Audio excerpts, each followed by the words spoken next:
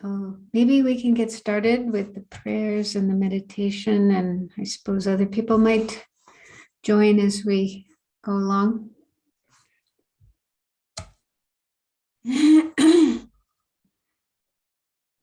So good morning, everyone, or evening, afternoon, wherever you may be. So as usual, we'll begin with reciting a couple of prayers to help us get into a good frame of mind for what we are doing here. And we'll also do a little bit of meditation to help get our mind ready for what we're going to be looking at today. So Venerable Dundrup, could you put the prayers up on the screen?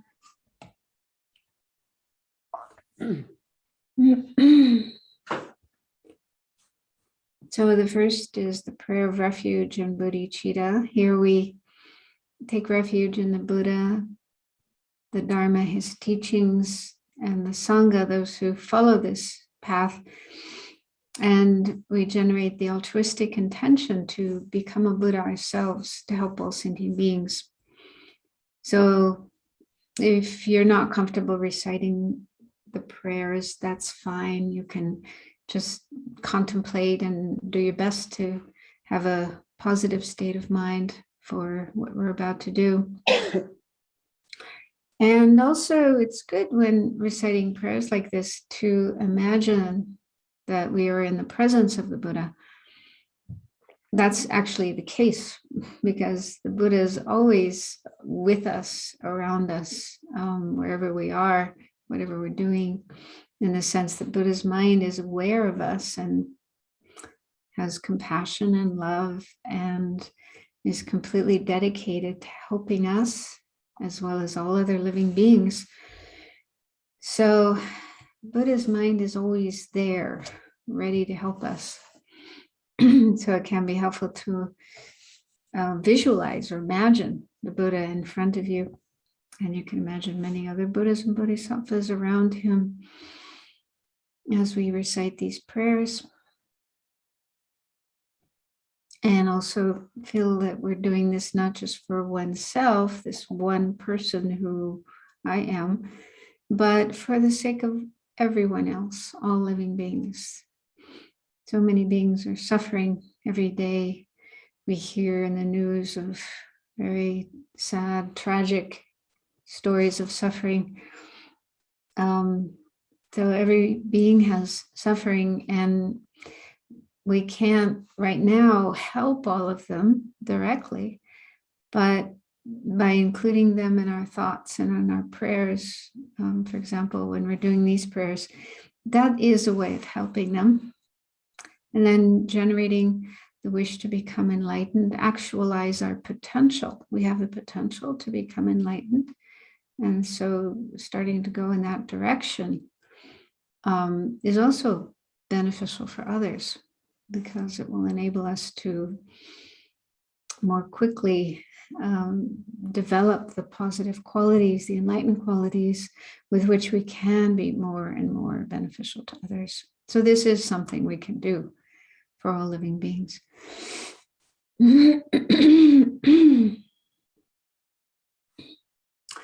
I go for refuge until I am enlightened to the Buddha, the Dharma, and the Supreme Assembly.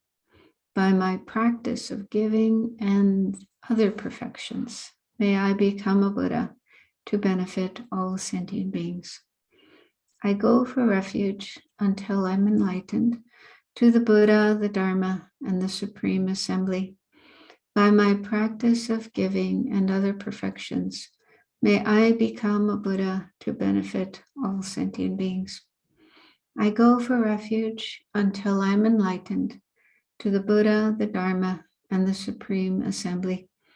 By my practice of giving and other perfections, may I become a Buddha to benefit all sentient beings.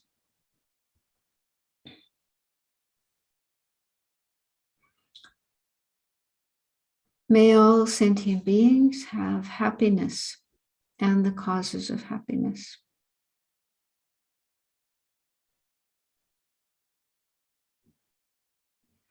May all sentient beings be free from suffering and the causes of suffering.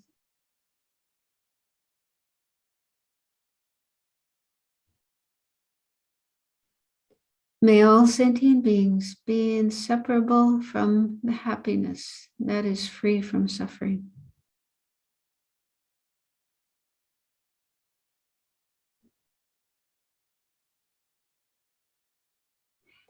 May all sentient beings abide in equanimity, free from attachment for friends and hatred for enemies.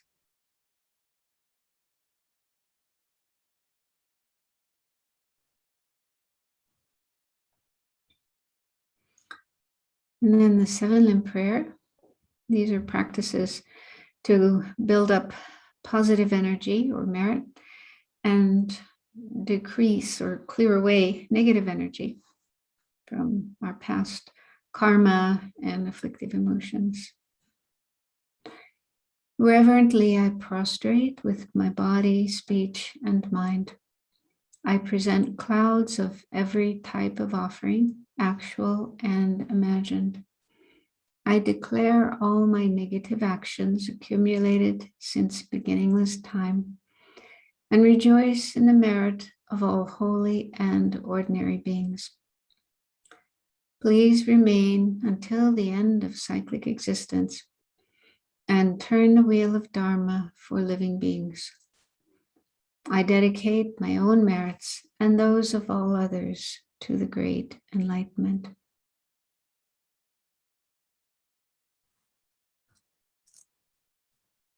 And the Mandala Offering is offering the whole universe, imagining all the beautiful, precious, pleasing things transformed into a pure land, offered to the Buddha, all the objects of refuge, wishing that all sentient beings would be able to experience this pure land.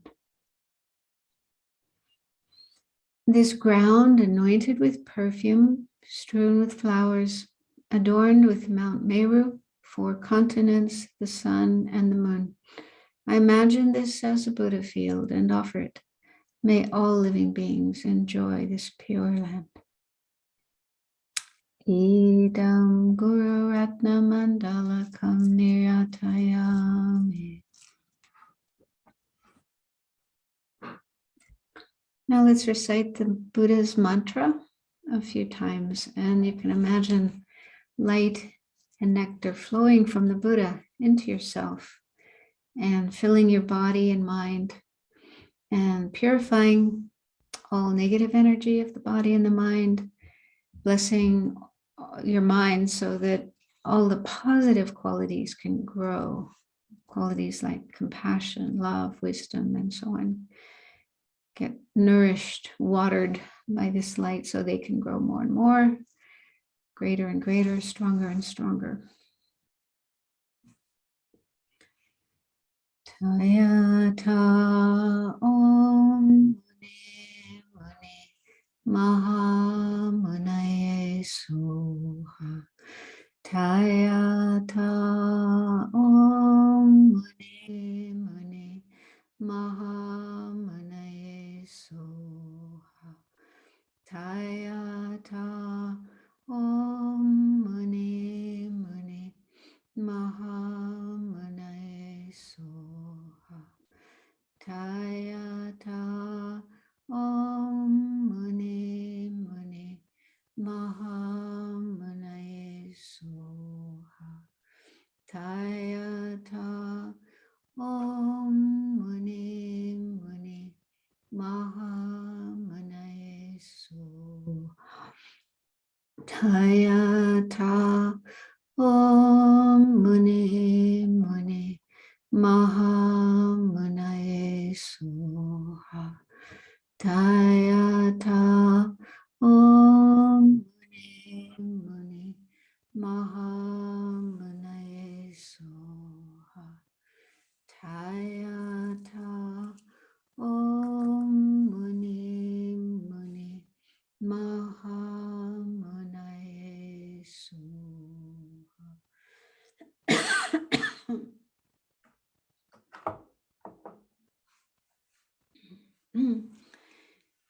Okay, So now we'll do a little bit of meditation to remember why we're here and what we're looking at in this course the last couple of weeks.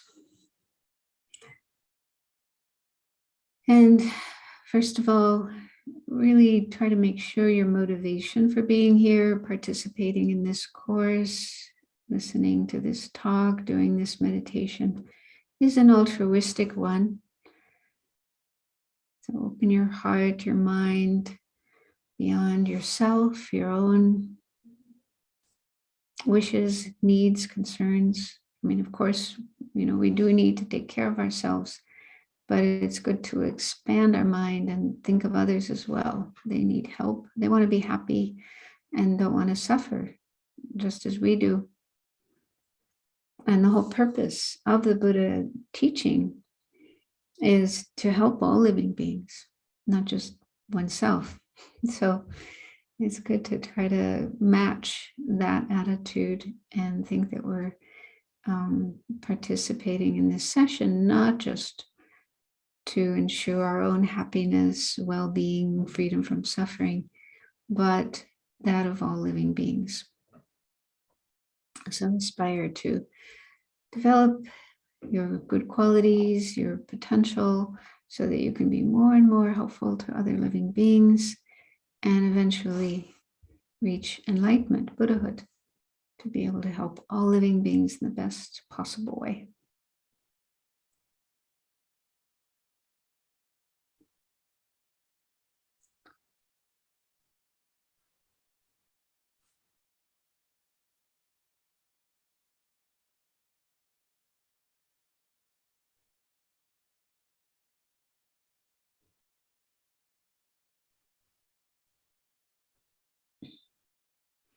So in the last couple of weeks, we have been looking at the middle scope section of the Lam Rim.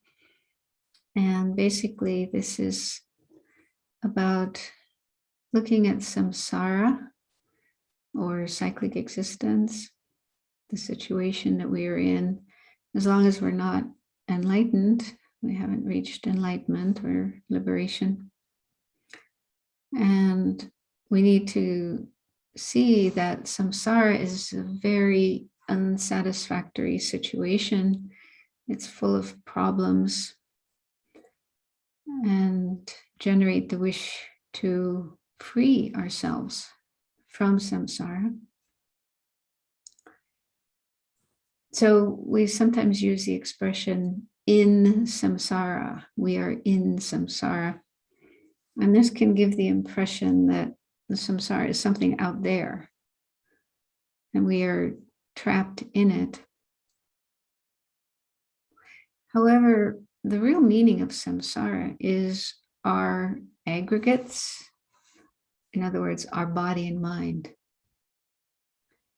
which are not really free, but are under the control of karma and delusions or afflictions, ignorance, greed, hatred, and so on. So just get a sense of this body-mind situation that you have, that you are, that's sitting here right now doing meditation. This is samsara.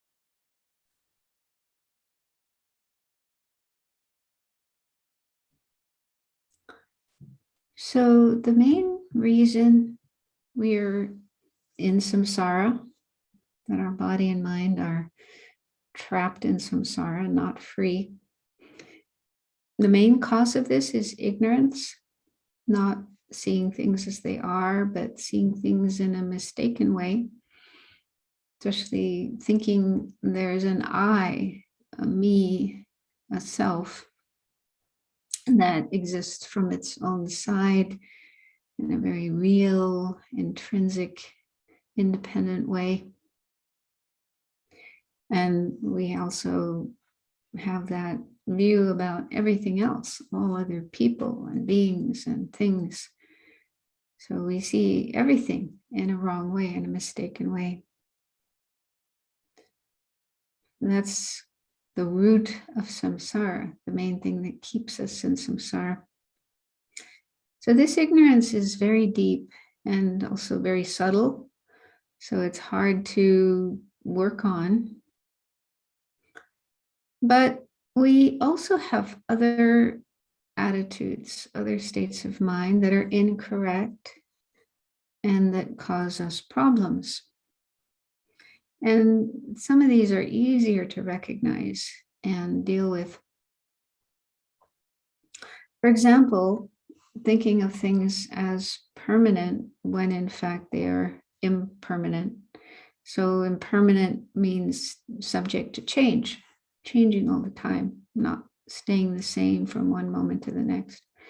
So this is how it is with our body and our mind and the people and things around us.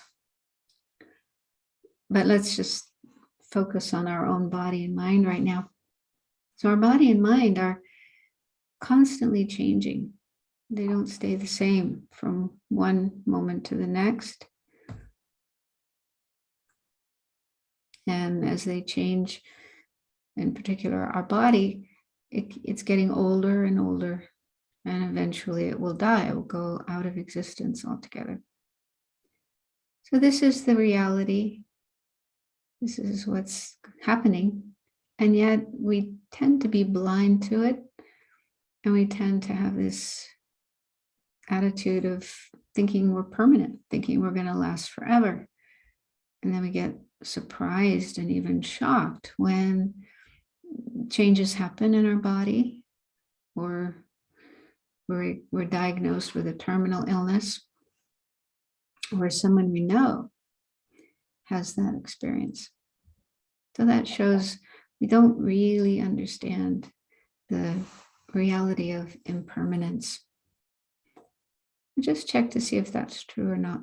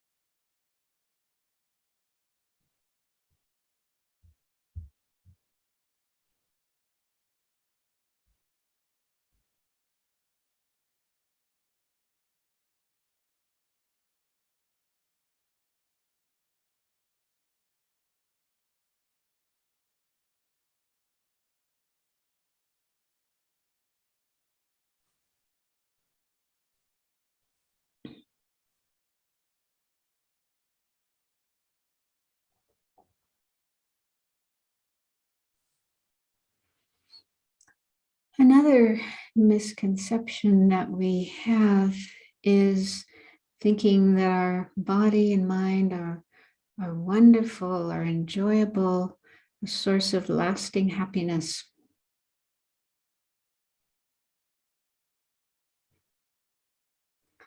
So is that the case?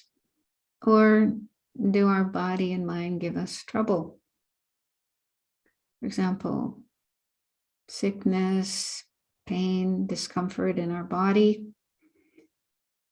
and problems in our mind, unhappiness, dissatisfaction, anxiety, and all kinds of other disturbing thoughts and emotions. So having this body and mind, is it really so wonderful? Or are there problems that happen again and again on a daily basis?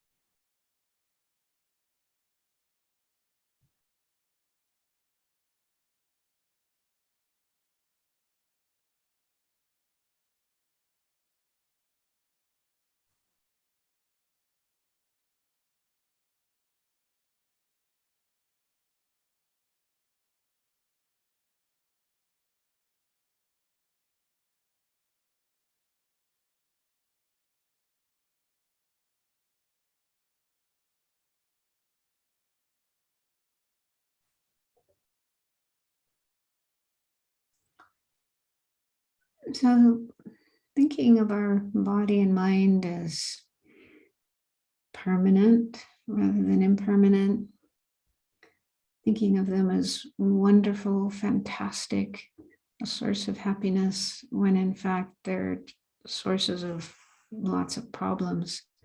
These are just some misconceptions we have about our body and mind, our aggregates. And there's many others as well. We have about ourselves, about others, about the world.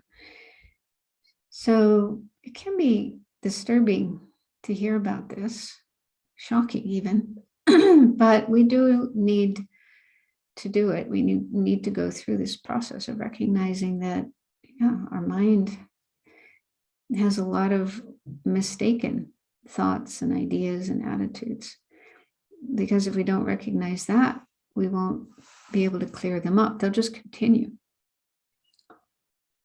So try to recognize that it is important to look at our mind and check to see what kind of attitudes and thoughts and emotions we have, and be willing to acknowledge some of them are incorrect and deluded, so that we can work on changing those. It is definitely possible to change them and have more correct, realistic ideas and attitudes. But we do have to put effort into doing that. It's not going to happen by itself. So try to recognize how fortunate we are that we've been able to meet the Buddhist teachings. Buddha tells things as they are. And it may not always be what we want to hear, but he's showing us the way to be free of suffering and the causes of suffering, which lie within our own mind.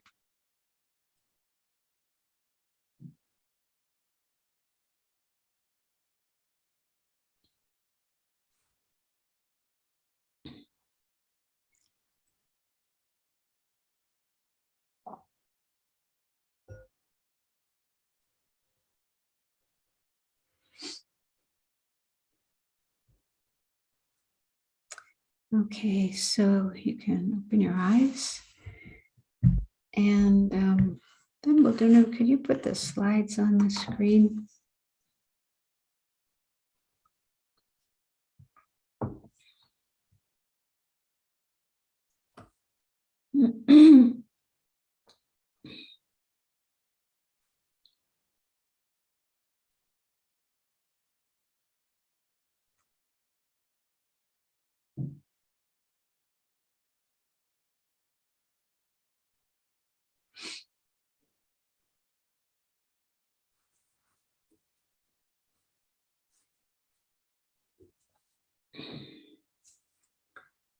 Okay, so today we're going to look at the 12 links of dependent arising.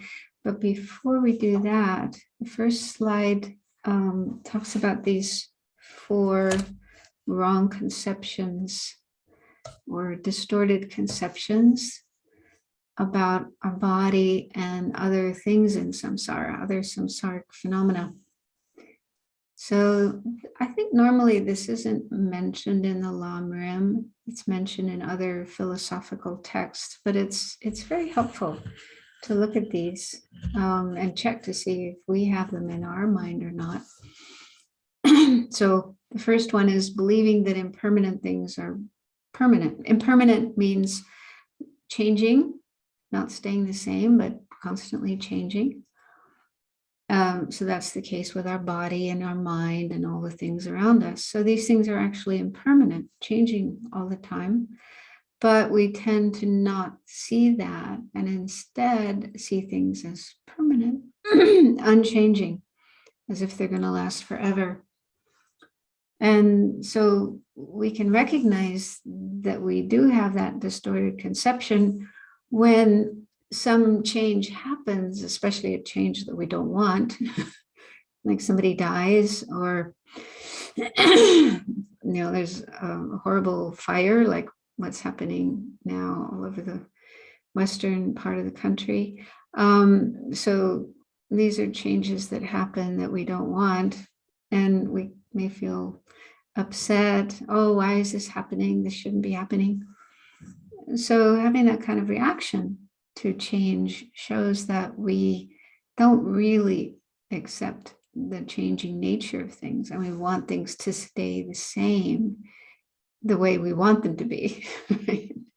So we get this kind of nice situation for ourselves and our friends and our family, and we want it to stay that way and not change. And then when change does happen, it's upsetting. Understandably, of course, it's understandable that we get upset about such things, but it does also show this basic conception that things should not change, things should stay the same. But that's just not the reality. It's just the nature of these things in samsara that they change.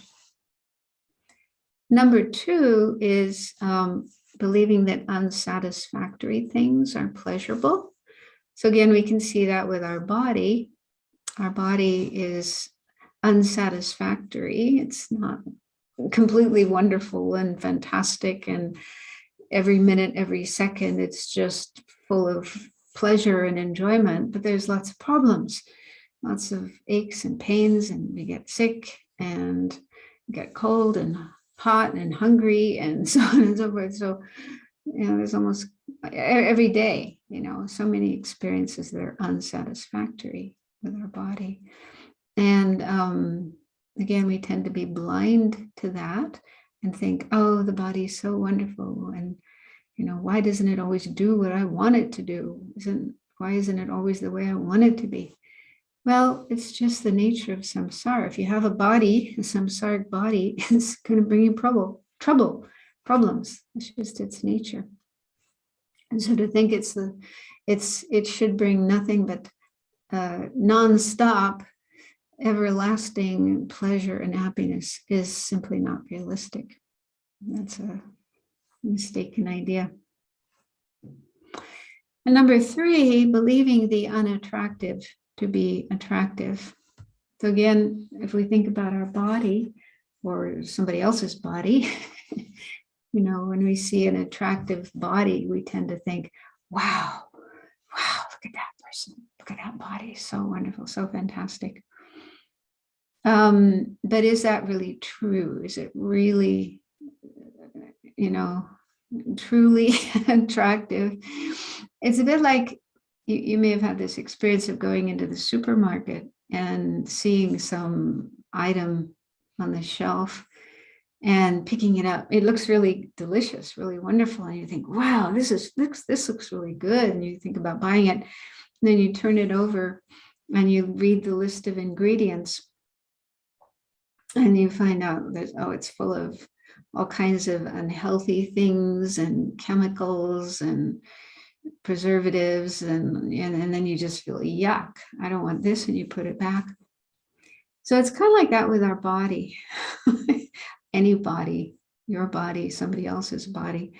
At first glance, it can look wonderful and attractive. But then when you consider the ingredients that make up our body, the Buddha actually recommended that we do this. He went through a list of 32 substances, and there's more than that. But anyway, those are the main things, 32 substances in the body, things like blood and bones and skin and mucus and phlegm and, all the different organs, intestines and heart and brain and so on. So you kind of go through those ingredients that the body is made of and ask, is there any of these that are really attractive? We'll probably, if we do this sincerely and honestly, we'll probably end up feeling, no, none of this is attractive. And a way to check that is just imagine some part of the body or some substance that comes from the body. Imagine that falling onto your dinner plate. How would you feel? Would you feel delighted? Oh, isn't this lovely? Or would you feel yuck and quickly run to the kitchen and wash it off? Okay, so this is a hard one. This is a very hard one, especially with the beauty industry, the $1 billion multi-billion-dollar beauty industry that's and advertising and so on that are constantly trying to seduce us into thinking that bodies are wonderful, bodies are attractive, and your body can be even more attractive than it was when you were born. Buy these products, do these exercise routines and so on. So the Buddha, said it like it is. The body is not attractive. The body is not wonderful, not beautiful. But this doesn't mean we should go to the other extreme and hate our bodies. That's not healthy. That's not the right idea. Our bodies are useful. According to Buddhism, having a human body is very, very, very precious.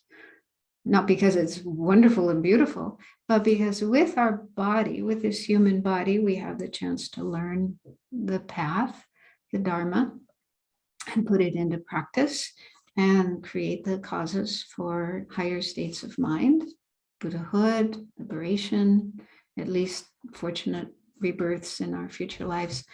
So it's useful. It's very, very important, very precious to have a human body. So we don't want to hate it, put it down, but just not go to the extreme of thinking it's more wonderful than it really is, more attractive than it really is.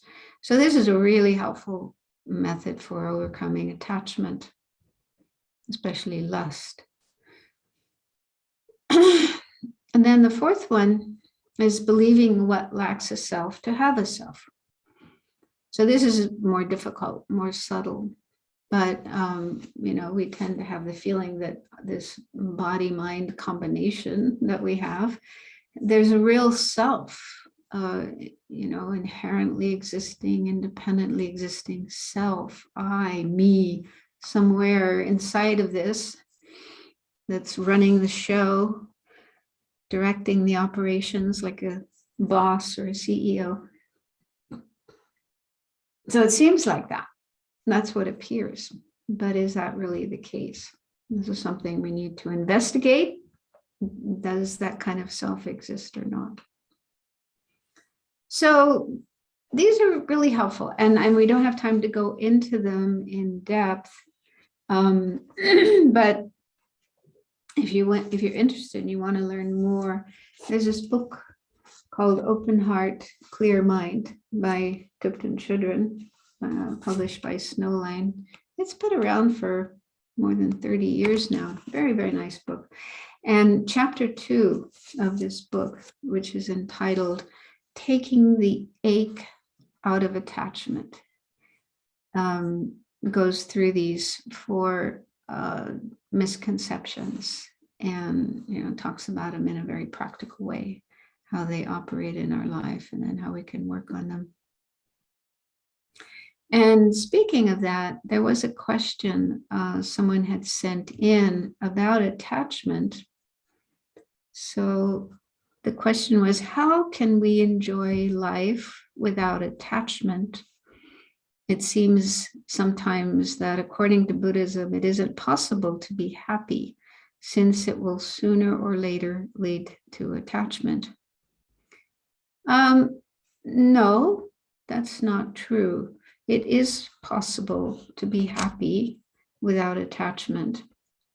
If you look at His Holiness the Dalai Lama, Lama Yeshe, well, if you look at videos of Lama Yeshe and Lama Zopa Rinpoche and so on, so these teachers who've been studying and practicing their whole life, you can see that they are very happy, very joyful, always laughing, enjoying things.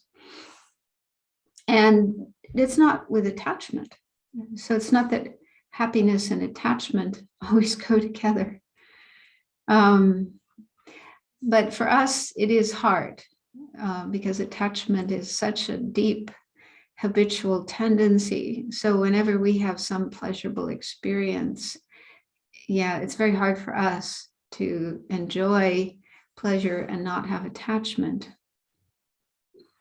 But last time I talked about some antidotes. So it does take time, but it's definitely possible that by working with these antidotes, first you have to recognize attachment, You have to see it when it's there, because sometimes it can be kind of sneaky. It can sneak up on you and it's there before you know it.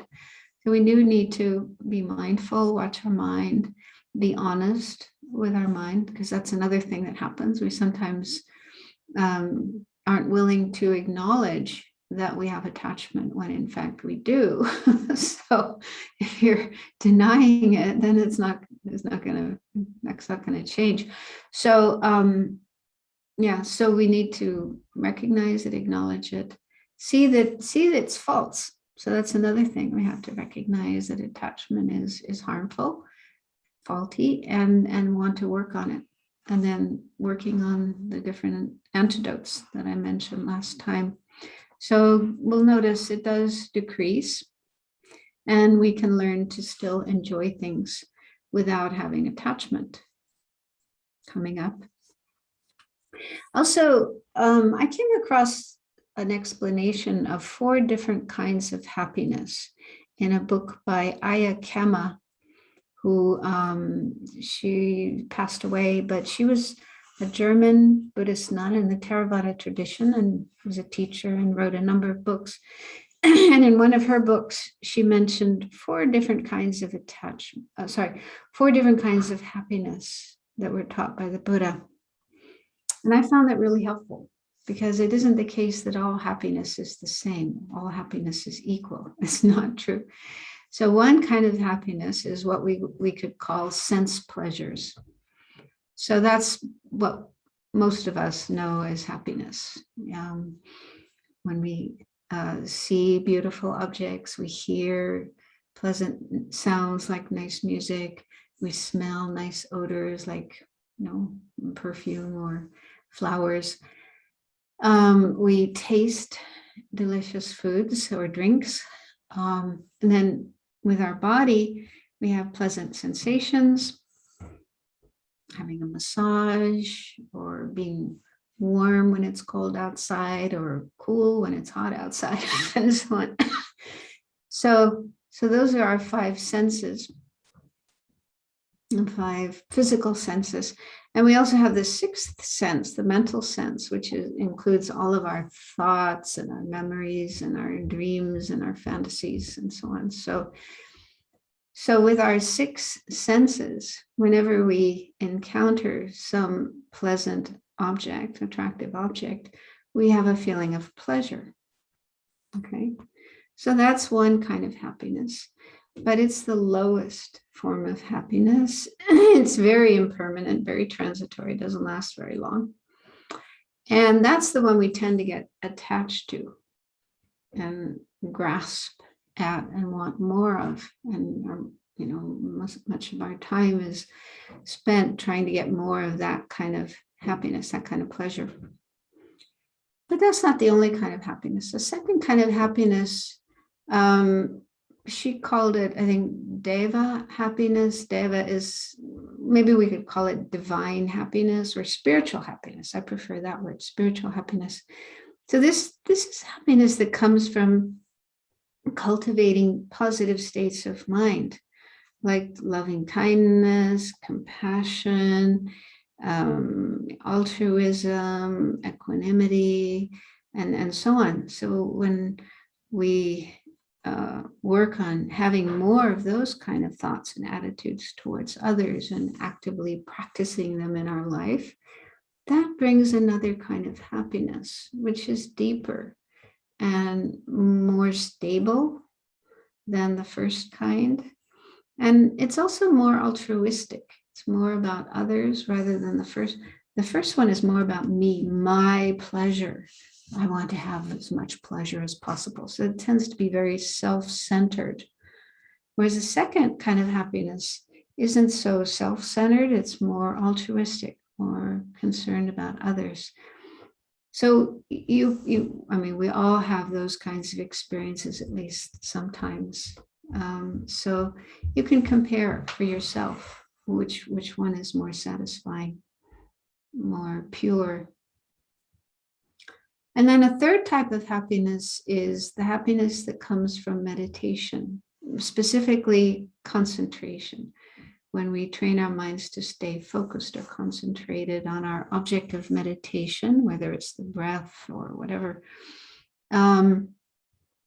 especially when we achieve higher levels of concentration, like calm abiding, shamatha, then you experience a kind of happiness, or maybe it's better to call it bliss, physical bliss, mental bliss, which is far better, far more satisfying than the first kind of happiness, sense pleasures, and even the second kind of happiness. You know, they say that's the best happiness or pleasure that you could possibly experience. It comes from meditative concentration. But you have to work for it. You have to work to get that kind of happiness. It's not going to just happen, fall in your lap. And then the fourth kind of happiness is the happiness that comes from wisdom. So when we cultivate wisdom that sees things correctly as they are, like, you know, opposite to these four distorted conceptions, and we see things correctly, that clears up our delusions, our confusion, then that leads to an even greater kind of happiness. If you can imagine, what if your mind was free of anger, free of attachment, free of jealousy, free of fear, worry, anxiety, depression, all these disturbing emotions? So if all those were gone and they just didn't come back again, what that would be like. That's real happiness, real bliss. So anyway, I found that really helpful to know that there are different kinds of happiness, and to achieve the higher ones, the more satisfying kinds of happiness, we do need to put effort into practice, meditation, and we need to overcome attachment and the other disturbing emotions. So that might help to put more effort into overcoming attachment. Okay, there was also another question about karmic seeds. Are karmic seeds related to or the same as karmic imprints? Yes. Karmic seeds are karmic imprints. And that term imprint is also sometimes translated as latency or potency or predisposition. You know, different translators, when they're translating Tibetan words or Sanskrit words into English, they like to choose different terms, which makes it hard for students. So an imprint is, you know, like when we do an action, we create karma, we do an action, it leaves some imprint in our mind.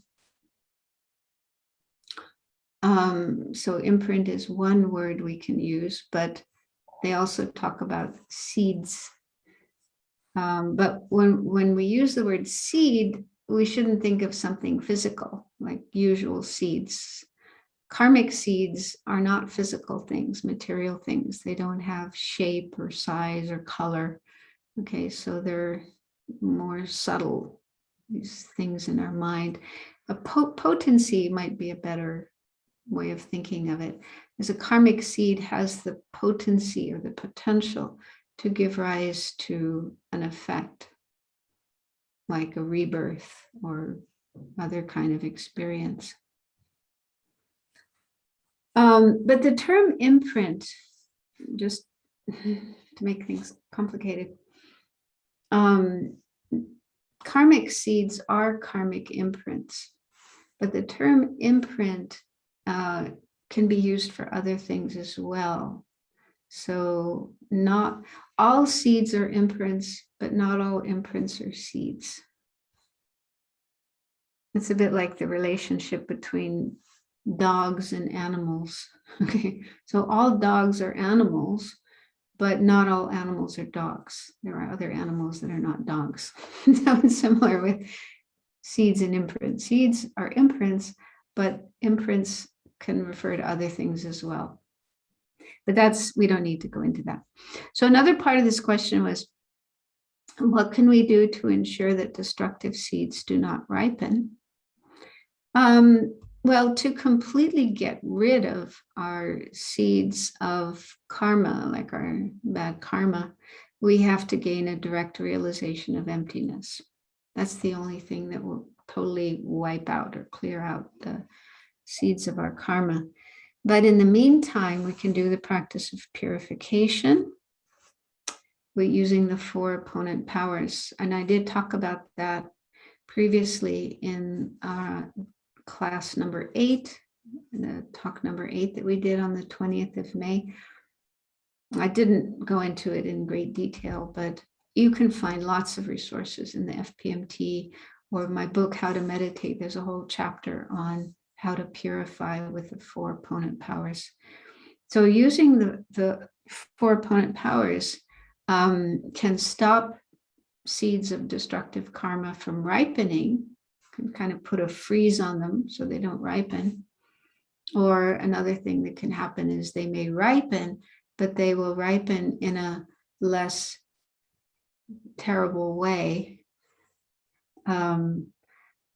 So like, for example, maybe you have the karma that could ripen as being murdered, having a horrible death, but instead it ripens as just having a headache. So they say that in the teachings, that if we work on purifying our karma, it kind of reduces the heaviness of it. So the results aren't so bad. Okay, so now I want to start talking about the 12 links of dependent origination. So this is a complicated topic, but I think it's good to at least start looking at it. This answers the question of, why are we stuck in samsara? What is it that keeps us stuck in samsara? So we say things like, well, you create karma, and then the karma causes rebirth, causes you to be reborn in samsara. But what's the actual mechanism, the process whereby creating a karma in one lifetime leads to a rebirth in another lifetime? So these 12 links explain that process.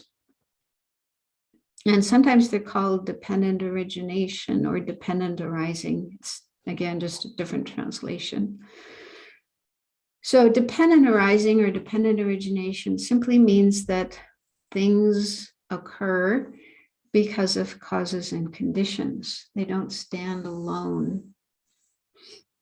I think I did talk about that before. How everything is dependent. All things are dependent. Nothing is independent. Nothing stands alone.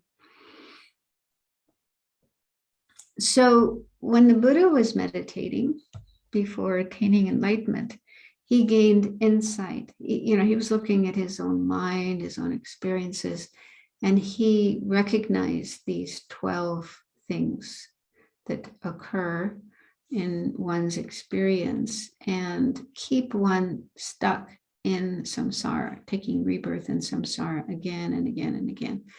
So he saw this in his own experience and also in the experience of other sentient beings who are in samsara. And, feeling great compassion, he taught it. After he attained enlightenment and began teaching, he taught these 12. So this is the list of the 12, and then we'll go through them one by one. And also this list doesn't show the way in which they actually occur, the chronological order. But we'll first just look at the 12 and try to understand them, and then later look at how they actually occur. So the next slide shows the wheel of life, which we looked at previously. And the 12 links are shown around the edge of the wheel, like if this was a bicycle wheel, the place where the actual tire is. So right around the edge, there are 12 different sections which correspond to the 12 links. Okay, so the first link is ignorance. And we did look at ignorance a few weeks ago. Can we have the next slide? Yeah. So there's different kinds of ignorance. Ignorance doesn't always mean just this one thing. And among the great masters of as Buddhism developed in India and then came to Tibet, different Buddhist masters would explain this first link differently. They would point to different kinds of ignorance, which are the first link. But we'll just stick to the Madhyamaka Prasangika school. That's the school of Nagarjuna, Chandrakirti, Lama Tsong Khapa, and most Tibetan masters. So what they say as the first link is ignorance, grasping persons and phenomena as inherently or independently existent. So I did mention that before, that, that's the root of samsara, the main thing that keeps us in samsara. Believing there's an inherently existing I, me, myself, and believing everyone and everything else to exist in the same way. All other people, all other phenomena, our own body, our mind, everything, even enlightenment, even Buddha, even our spiritual teachers. So we have this ignorance about everything. We see everything as if it exists in this way, inherently, independently from its own side. So that's very difficult to overcome, sometimes difficult even to understand. But anyway, that's there in our mind. It's been in our mind from beginningless time. It's something innate, instinctive, intuitive. And that's the thing, that's this first link of the 12 links. And just to give an example, our life, right now we're a human being, and this is considered a fortunate rebirth. Being born as a human being, much better than being born as an animal or an insect or a hungry ghost or whatever. So this is a good life, a fortunate life. And it came about as a result of a virtuous karma we created in the past. Okay, so sometime in some previous life, it may have been the one just before this one, or it may have been many lives in the past, even going back thousands or millions of years. So at some point in the past, a previous incarnation of ourself created an action, a virtuous action, and it was done under the control of ignorance. Okay, so there was ignorance in the mind, believing in inherent existence, but still within that frame of mind, we did something virtuous. Maybe we saved somebody's life. Okay, that's an example of a virtuous action. Somebody was in trouble, they were in danger, we saved their life. Okay, rescued somebody. So that was a virtuous action. And that action, even though it was done under the control of ignorance, was a virtuous action and became the cause of our present life, this present life that we have. And in the wheel of life, this link, it's a little fuzzy, but it's meant to show an elderly man walking along. Oh, he's blind. That's right. He's elderly, he's blind, and he's walking with a stick, with a cane. So this represents ignorance, because ignorance is blind to the true nature of things. And he's old because ignorance has been in our mind forever, from beginningless time. And he's walking with a stick because ignorance is basically feeble, not strong, because it's based on not a correct perception of things, but seeing things incorrectly. So it doesn't have a valid basis to it, but it can still be very powerful. Okay, so the second link,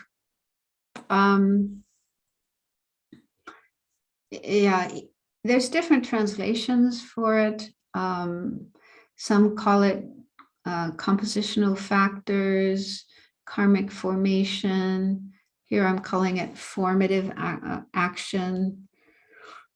It's basically karma, to keep it simple. It's karma or action. Karma means action.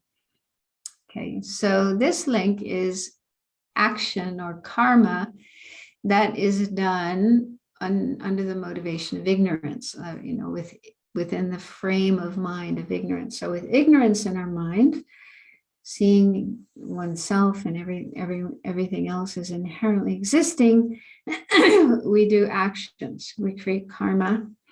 But it's not just any karma, but it's karma that leads to rebirth. Okay, so not all of the actions that we do, not all of the karma that we create are the cause for a rebirth. So back in a previous class, actually it was in the first part of this course back in May. I think it was May, yeah. And when we were talking about karma, I mentioned that there are 4 factors that make an action complete. So you can go back and review that. But the 4 factors are an object, a particular state of mind, the actual performance of the action, and then the completion of the action. And so only when all 4 of those factors are complete is the karma complete. And that kind of karma is one that will lead to a rebirth. It's sometimes called throwing karma or impelling karma. Okay, so not all of our karma is that kind of karma. So let's just say, for example, saving a life. Okay, we use that as an example of a possible action we did in a previous life that led to our present life, our present rebirth. Okay, so there was an object, another person or a sentient being that was in some kind of danger. Okay, so there's an object. And then there was the state of mind. So we recognize that that is a sentient being, they're in trouble. And we felt a motivation to help them, compassion, wanting to free this being from their suffering. So that's the state of mind. And then the performance, we actually did something. Yeah, we moved, we acted to rescue that being from this dangerous situation. So they were not killed, they did not die. And then the completion, well, we probably felt a sense of satisfaction that, we were successful in what we wanted to do. And we felt this is a good thing to do. I'm glad I did it. So we probably felt joy and satisfaction after this action. So this is just an example, okay, of a karma that we may have created in a previous life. It was a complete karma. And so it left an imprint on our mind to take rebirth, to be reborn, and a good rebirth as a human being. So that's just an example, a guess about what we may have done in the past. Okay, so then there are 3 kinds of karma. Meritorious, so that's virtuous karma that causes rebirth within the desire realm. I can't remember whether or not I explained these 3 different realms, but yeah, one way of talking about realms is in terms of 3 realms: desire realm, form realm, and formless realm. And so we're in the desire realm right now. That includes human beings, the 3 lower realms, and certain types of devas or gods and asuras. So these are desire realm beings. And so within the desire realm, there's good rebirths and bad rebirths. So a good rebirth would be, for example, as a human being. So meritorious karma is actions that cause rebirth in the desire realm in a fortunate situation in the desire realm. The second one is non-meritorious. So this is negative karma, non-virtuous karma that causes rebirth in one of the 3 unfortunate rebirths: animal, hungry ghost, and hell. And the third type, you may have not heard this before. This is called immovable or invariable karma. It's a little more complicated. It's virtuous karma. It's good karma. And this is the kind of karma that causes rebirth in the two higher realms, the form realm and the formless realms. So those are places of rebirth that require the development of calm abiding. So you have to have very, very strong concentration, calm abiding. And then on top of calm abiding, you engage in additional practices to deepen your concentration, and you attain, the Sanskrit term is jhana. There's 4 jhanas. No, it's a Pali term. Pali term is jhana. Sanskrit term is dhyana. And English, it's usually translated as concentration, 4 concentrations. So there are these 4 realms, where your mind is in a state of incredible bliss and peace and meditative absorption. And on top of that, there's the formless realm, which are even higher states of meditative peace. And it's called formless because you don't even have a physical body. In the form realm, you still have a body, but it's not a gross body like this. It's made of light, very pure. And in the formless realm, you don't even have a physical body. So your mind is just in a state of meditative absorption. So anyway, that's third kind of karma, immovable or invariable karma, is the cause for rebirth in the form realm and the formless realms.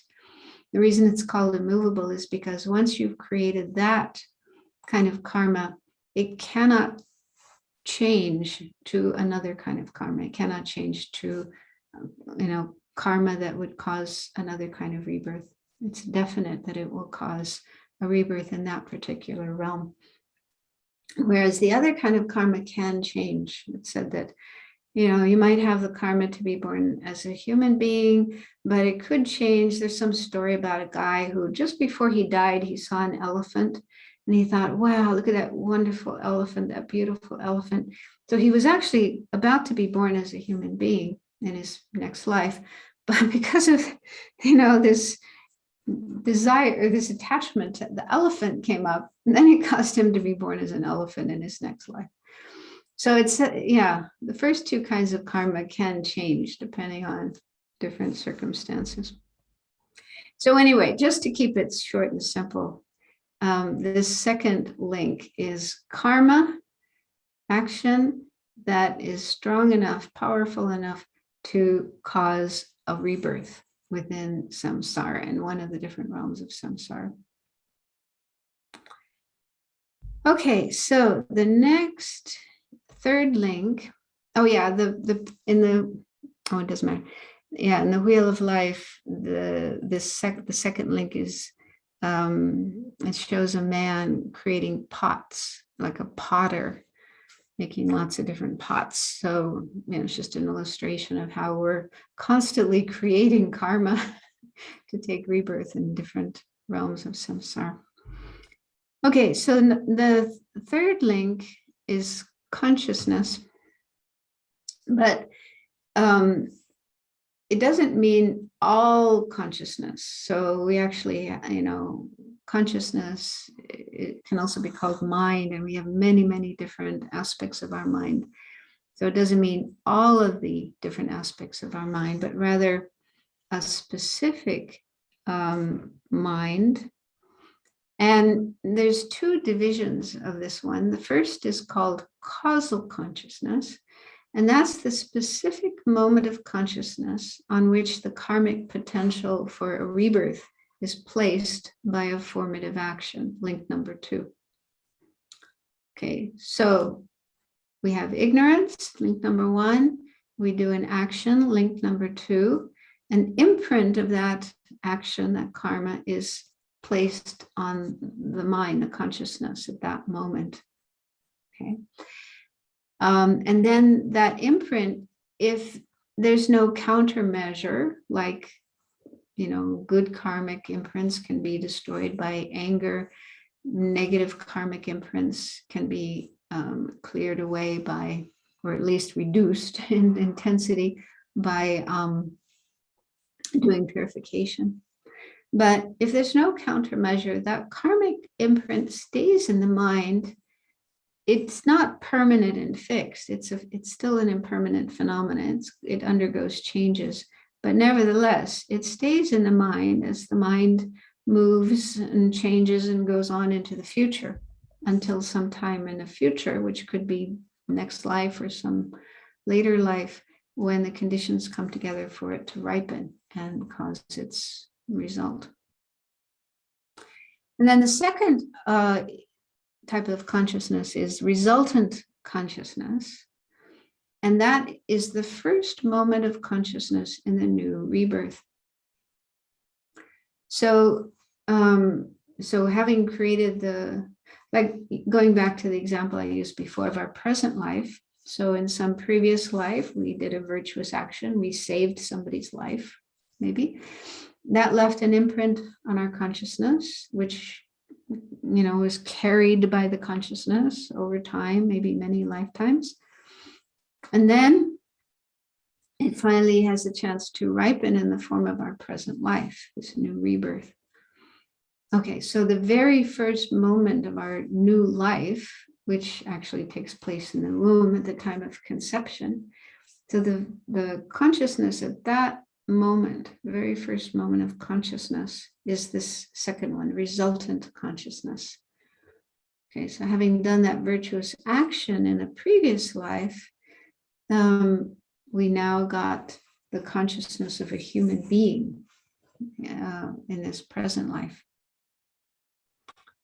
And in the wheel of life, this third link is represented by a monkey and a tree picking fruit.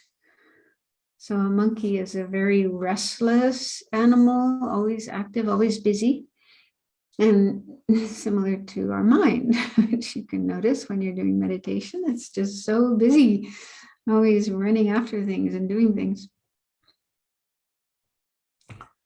Number 4. Okay, so the next link, number 4, is called name and form. So name and form is the next moment of the new rebirth after resultant consciousness. So like in our present life, at the very first moment of our new life, of this life, there was resultant consciousness.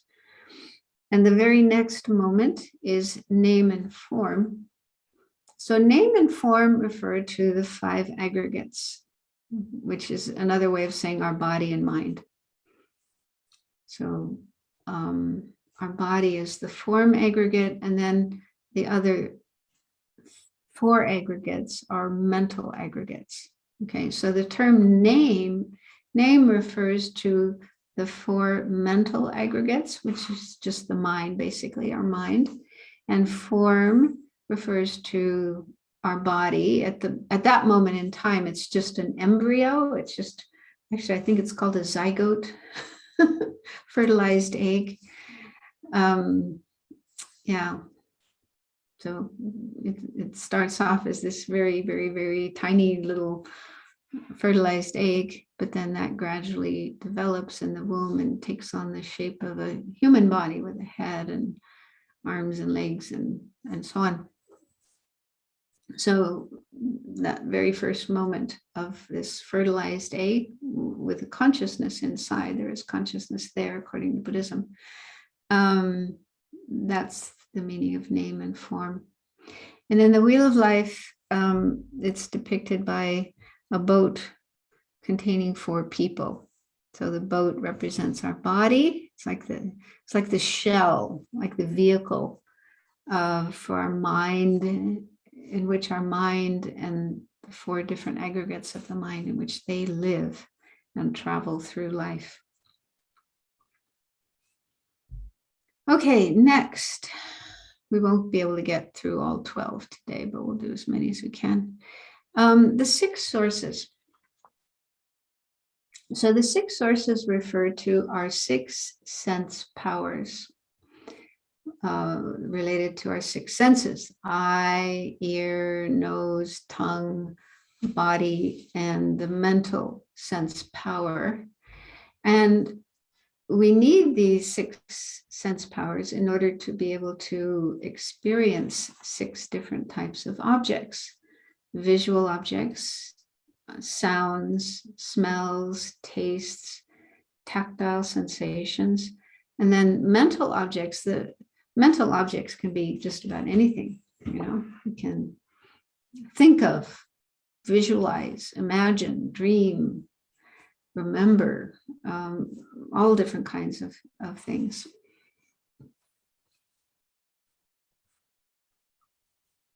And according to Buddhism, the sense power isn't the gross thing that we can see, like our eye. There's the eyeball and all the different parts of the eye. That's not the sense power. The sense power is said to be some kind of very subtle matter, some kind of subtle material substance inside the eye. That's the actual power that empowers us to experience things. And when that's not functioning properly, it's damaged in some way, then we're not able to have that particular sensory experience. Obviously, some people are blind or visually impaired, so they're not able to see things clearly or not at all. And same with the other 6 senses. Yeah, a lot of people I heard with COVID, one of the effects of having COVID was losing the sense of taste and smell. Yeah. So that shows, that particular power or faculty. Sometimes it's called faculty as well. That's been damaged. So, the second bullet point says the body and mental powers exist from the moment of conception. The remaining 4 develop gradually in the womb. So according to Buddhism, as soon as a being is conceived, the conception takes place, and there's this little fertilized egg or embryo, whatever you want to call it. At that point, there's already the body sense power, the potential to experience physical sensations, and also the mental sense power. Those are existing. But the eye, ear, nose, they develop gradually. Obviously, you don't have an eye at that point in time. So as the body develops, then the other 4 powers develop as well. So in the picture of the Wheel of Life, this is depicted by a house with windows. Yeah, so our sense powers are like windows through which we are able to experience different kinds of objects. And that's great in one sense, but in terms of samsara, it's problematic because, well, we'll see. Next week we'll finish the remaining links. But yeah, having sense experiences can get us into trouble because we tend to have attachment and grasping, and that causes us to be reborn in samsara again and again. Okay, so we'll finish the remaining links next week. But if we could skip to the last slide, just some homework for next week.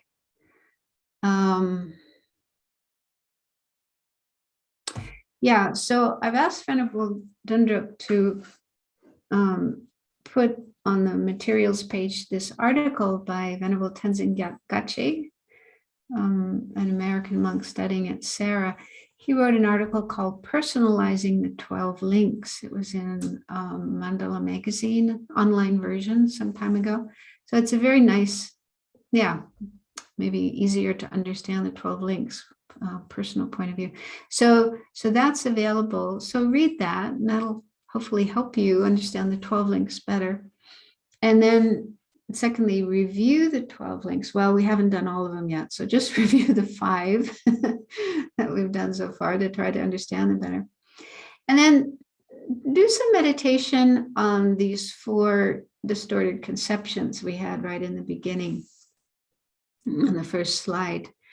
And just think about them and try to observe them in your own experience. Try to check, if you do have these conceptions or not, and check if you agree that they are distorted conceptions, or if they're correct. Okay, so we'll stop there for today and just finish with the dedication of the merit, the positive energy from what we have been doing for the past hour and a quarter.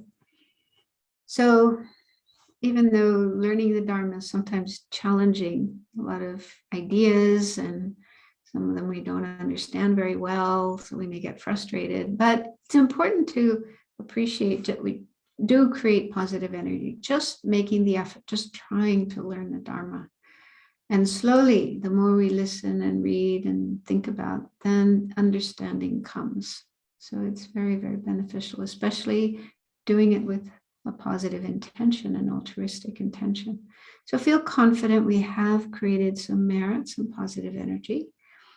And now we finish by sharing this merit with all other beings. Due to these merits of these virtuous actions, may I quickly attain the state of a Guru Buddha and lead all living beings without exception into that enlightened state. May the supreme jewel, Bodhichita, that has not arisen, arise and grow, and may that which has arisen not diminish, but increase more and more. Incomparably kind and supreme Tenzin Gyatso, the wish-fulfilling, wish-granting jewel, source of every benefit and happiness in this world, may you have a long life and all your holy wishes be spontaneously fulfilled. You who uphold the subduer's moral way, who serve as the bountiful bearer of all, sustaining, preserving, and spreading Manjunath's victorious doctrine, who masterfully accomplish magnificent prayers honoring the three jewels, Savior of myself and others, your disciples, please, please live long. So thank you. And yeah, if you have questions, send them in to Venerable Dundrup. Do my best to answer them next time.